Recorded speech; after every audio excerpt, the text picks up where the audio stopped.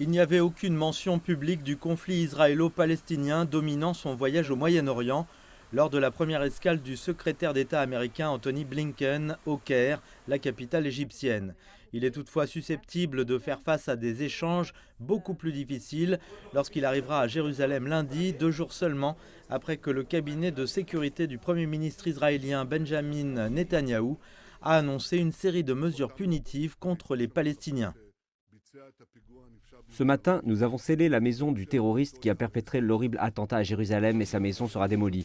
Nous avons décidé d'annuler les droits à la sécurité sociale des familles qui soutiennent le terrorisme et le gouvernement discutera de nouvelles mesures, y compris l'annulation des cartes d'identité et la privation de résidence des familles de terroristes qui soutiennent le terrorisme.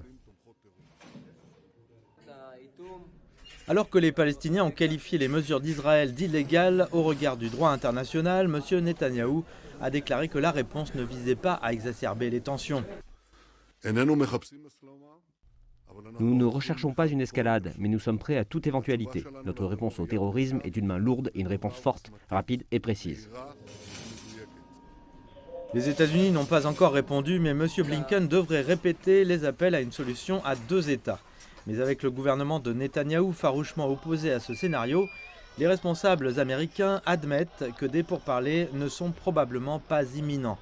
Les violences récentes s'ajoutent à la longue liste de sujets pour le plus haut diplomate de Washington, déjà dominé par l'Ukraine, l'Iran, le Liban et la Syrie.